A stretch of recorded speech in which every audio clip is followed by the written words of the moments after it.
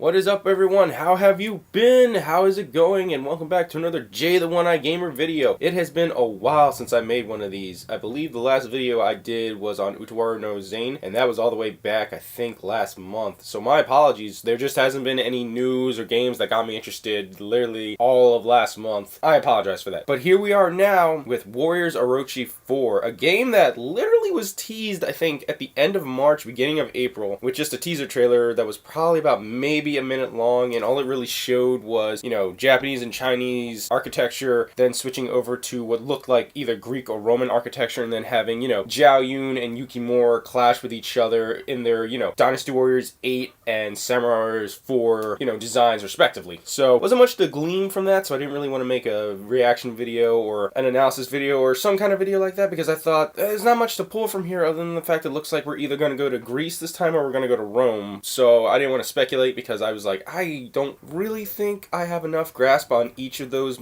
pantheons to, make a strong judgment of who I think would show up, what god or monster would show up and replace Orochi. Now we found out that it is going to be the Greek pantheon this time that's going to take a shot at our valiant heroes from the Dynasty Warriors franchise and the Samurai Warriors franchise. Let's jump into the story, shall we? Quick spoiler for all you guys who didn't play Warriors Orochi 3 or Warriors Orochi 3 Ultimate. At the end of the game, you defeat Shin Orochi, or Orochi X, sometimes as he's known in the West, and by doing that, you reset the timeline, and by that it means the Dynasty Warriors characters go back to the Three Kingdoms era, and the Samurai Warrior characters go back to the Sengoku Jidai era, which is the Warring States era of Japan. And then, after they defeat Shin Orochi, and they're back in their own timelines, they have no memories of when they were in the Orochi timeline, which makes sense. Now, flash forward, because Orochi 4 is a sequel to Orochi 3, and then by that means it's actually taking place after the events of Warriors Orochi 3, so this isn't a reboot, this is a continuation of the story. And what's going on this time is we don't know how much time has passed between the end of Warriors Orochi 3 to Warriors Orochi 4, so we don't have a grasp of time of that. But, at least in the Orochi timeline, a new threat has arisen and has decided to merge the worlds again and bring our heroes from the Dynasty Warriors and the Samurai Warriors franchise together one more time. And we find out that this mysterious individual is actually Zeus, the king of the Greek pantheon gods. So this time around, we are in fact going to Greece. I find that very interesting that they're picking from the Greek pantheon this time, because essentially they pulled from Japanese,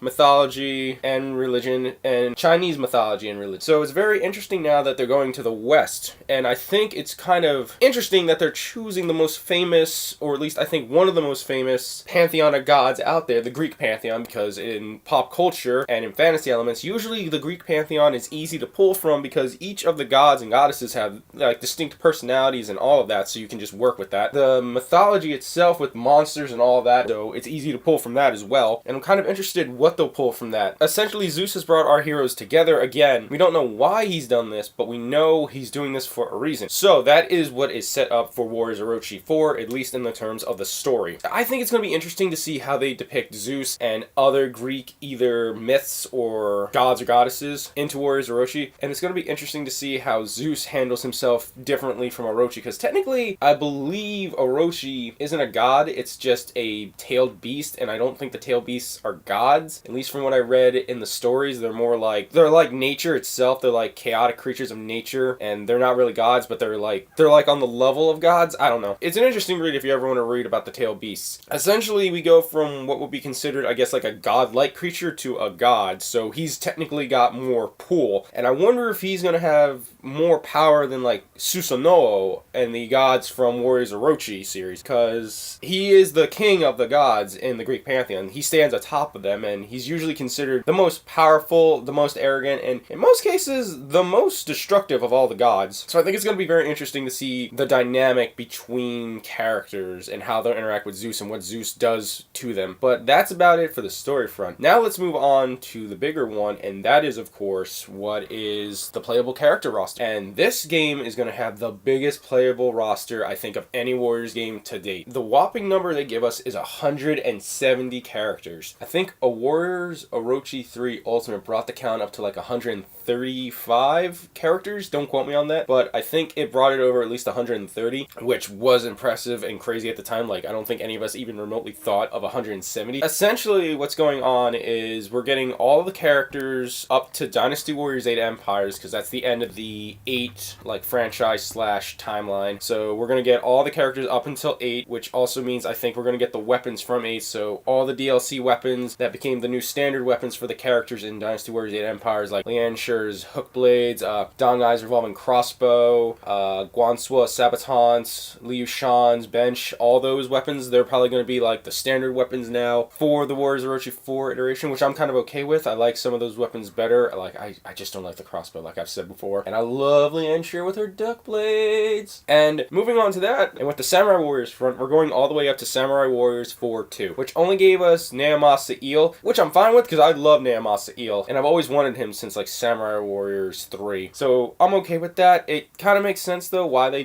probably didn't put Sandaamaru in, only because the game, let's be honest, has probably been in development since Musou Stars. And since Musou Stars, I believe it was before 9. I think it might have been just after Sandaamaru or before Sandaamaru, so they might not have had the chance to implement the characters from Sandaamaru. I can live with it. I'm okay. Because they might add them down the line if there's like DLC or if they do an expansion like they did with, you know, Warriors Orochi 3 Hype and Ultimate Editions. So there's chances for them to show up. And we've also got confirmation that all the characters, all the original characters from the Warriors Orochi franchises will also be involved in this. So that's like Orochi, Daji, Shin Orochi, Susanoo, all the characters that were introduced in Warriors Orochi 3, like specifically for the Warriors Orochi franchise, they also will be making a return. Who will not be making a return this time though are any collaboration or guest characters. So that means no Ryu Hayabusa, no Sophia, no Stottenberg, you know, none of those characters that came from outside of the two franchises of Dynasty Warriors and Samurai Warriors, because the director stated what they want to do this time is they want to go back to the originals, like the roots, and build more of the bonds between the Samurai and the Dynasty Warrior characters. So that's why it's only going to focus on those two franchises, which I'm okay with because Warriors Orochi is that. It is a celebration of the Dynasty Warriors franchise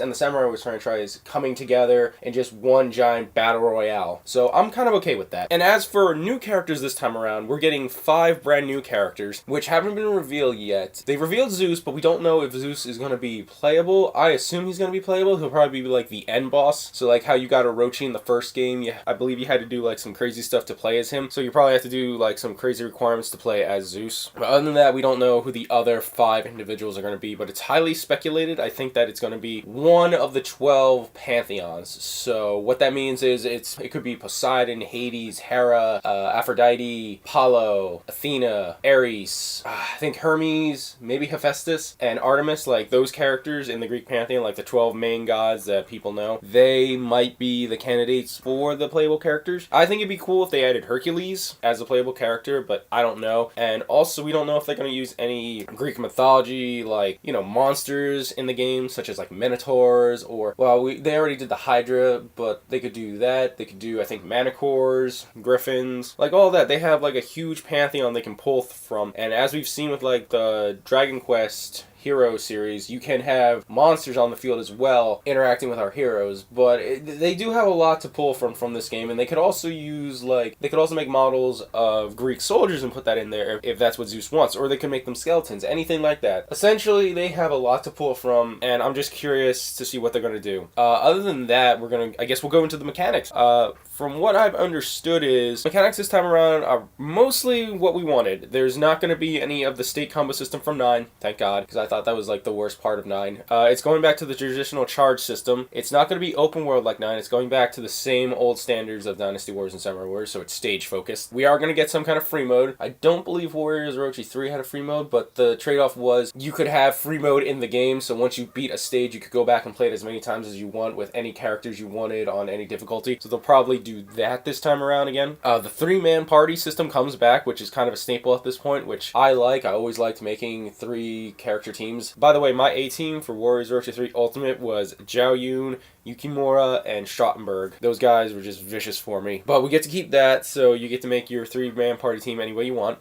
From what I understand is we are getting a new element this time around with Divine Treasures, and what that does is apparently you can equip certain Divine Treasures to weapons, and what that does is it gives special effects, like I guess more crowd clearing. I guess what you can see with Zhao Yun, he gets more of like, I guess, a staff or some kind of rod, and it shoots out, I'm guessing, what looks to be like lightning rocks or like ice rocks or something like that. But he gets to do that, and then as we go to Yukimura, we see he's got like fire. He's like racing across, he's shooting fire at people. So essentially this is going to be like, I'm going to say in like Warriors Orochi 3, how you had the special skills by clicking, I think, R1. I think it's going to be like the same regard. It's just going to be you have to have this certain treasure equipped to do it, and they make it sound like each class, because like in the old Warrior games you had like speed, power, technique, and wonder. They're probably going to have treasures for each one of those classes, so each one character in that can like equip that treasure. Other than that, I believe we're also getting something called D-Fiction, and from what I understand is in D-Fiction mode, certain characters that are prevalent to the story get the ability to transform into like godlike characters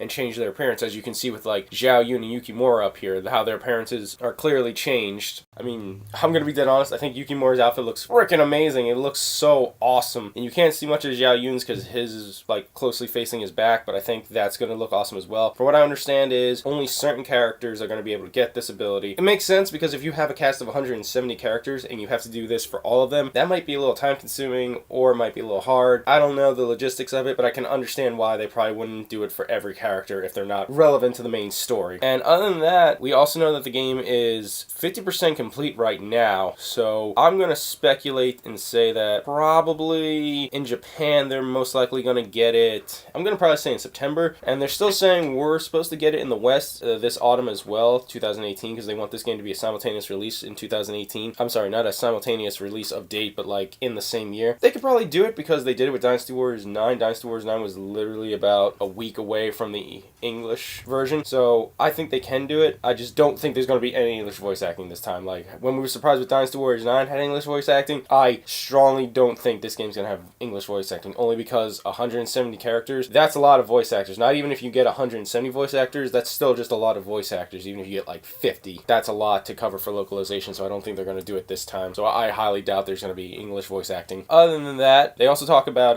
the Switch version, because it's also coming out for the PlayStation 4, Xbox One, PC, and Switch. Xbox One is only tacked on for us in the West. They were talking about how they're trying to figure out to get split screen co-op with the Switch with Joy-Cons, because obviously, as you guys know, if you have a Switch, the little Joy-Cons, when you hold them, they don't have a lot of buttons, and these games use every button they can for every mechanic. So maybe they might have to settle on you have to use 2 classic controllers, or you have to have like 1 classic controller and 1 like Joy-Con control and all that. But they haven't talked about it yet. I think they'll find a way out of it. And that about wraps it up, guys. That's all the information we got from the Famitsu article from Warriors Orochi 4. And yeah, I'm looking forward to the game. I'm really glad it's going back to its roots. I can't personally wait to play it in the fall. I hope it does continue to keep the fall release date for us in the West as well. You know, after Dynasty Warriors 9, I think it's going to be nice to go back to a Warriors game that went back to its roots. Like I said, I don't hate 9, but 9's just not that fun for me. I think they could have a lot better. That's neither here nor there. But as always, guys, I want to thank you for watching. I want to thank you for the subscriptions. I want to thank you for the views. It means a lot to me. It really does. And I apologize that I was away for pretty much about a month, but there wasn't really anything out there that I really wanted to talk about and make a video on, so I apologize for that. But hopefully moving forward, and especially with E3 around the corner, there will be a lot more videos and hopefully more information on games I like and things you might like, and make videos like that. Also look forward to my E3 prediction videos. I'm going to have my friend Dragon Man with me once again like we did last year and do kind of prediction videos about what we think is going to happen at E3 with like the big conferences and announcements. So please look forward to that. Anyway, guys, I want to thank you very much. I want you all to have a great day, and remember, let's rock!